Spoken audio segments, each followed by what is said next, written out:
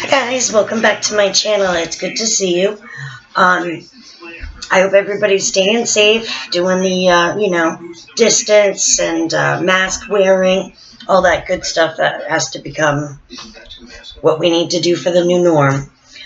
Today I just have a couple of cases there. Unfortunately, there's not much of the story because there's so much of the story that's missing. So I'm going to talk to you about an 18-year-old, Andrew Coy, who was from West Warwick. Maybe about a week prior to his passing, a friend of his passed away in an accident. I'll leave it at that. And they put a memorial up, him and some of the other children's friends. The child that was hit there, that Andrew was coming to see, his name was Dorian Plaz. And it was an alleged drunk driver, but I don't think that they found out who it was. So Andrew was up there with a couple of his friends, doing, flowers, making a little memorial. And he wanted to play his guitar, which he was. And then when everybody was leaving, his dad came over and he says, all right, let's get going. He said, I want to stay and do one more song. So I was like, all right, everybody leaves and he's there on the sidewalk of the street just playing his guitar to, his friend that he misses and loves so much. And he gets hit by a car, Andrew, and takes off. So now, of course, Andrew is passed at the scene. And until this day, we have absolutely no idea who did this. And, we really need to help this family find closure. I'm a mother of a past 18-year-old as well. And I don't want to say I was lucky, but I was fortunate enough to be able to get the whole story, so I didn't have any of these lingering questions. And my heart goes out to every single person that has lost a child in any way, shape, or form. But we really need to figure this out. If you happen to have heard in the past few years, because this was back in 2007, so a little more than 10 years has gone by. So if anybody knows anything, even like a small clue, anything, I think with everything that's going on these days, with the coronavirus and having to, stay at home and quarantine and wearing masks. The whole thing is difficult. I'm just going to round it and say over 200,000 people have already died. That's more than anybody in all our wars. It's insane. And that's not even including all the other deaths on the street, stabbings, shootings, other accidents, other hit and runs. I hope everybody understands, even from my very first videos that I did, I'm not doing this for money. I'm not doing this for fame.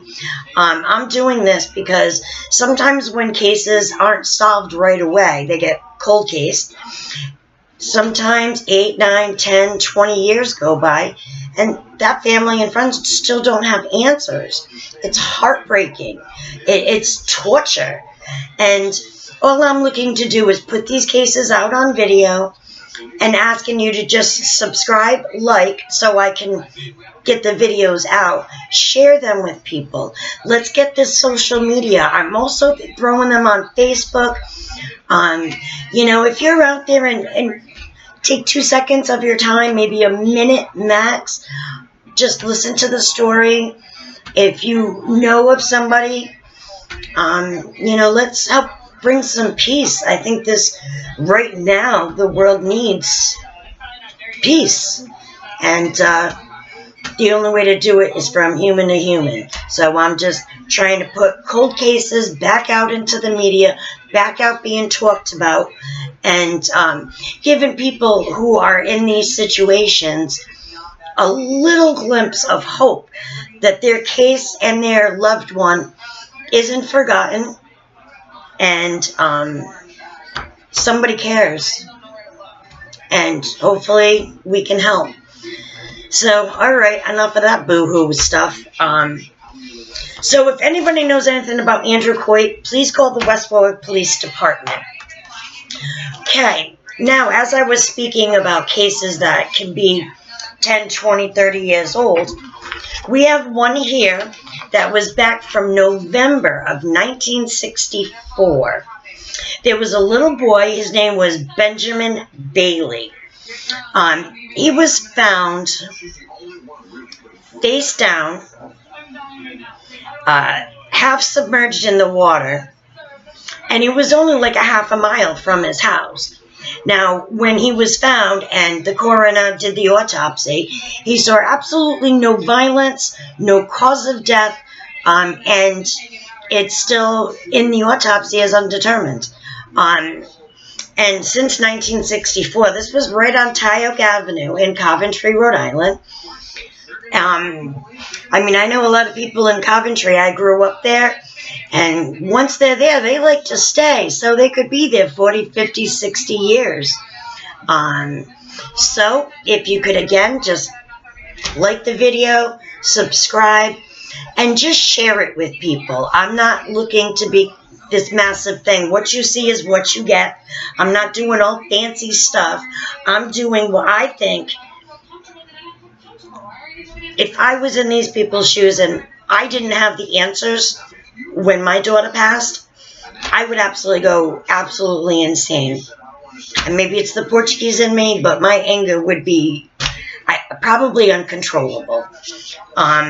So if anybody knows anything about Benjamin Bailey, call the Coventry Police Department and let him know any little thing that could be a hint or a clue. Let's try to see if we can do something. All right? All right, well, guys, thanks for coming on. Thanks for listening to my cases and a little bit of my personal. But I wish everybody has a great day, and I'll see you on my next video. All right, bye, everybody.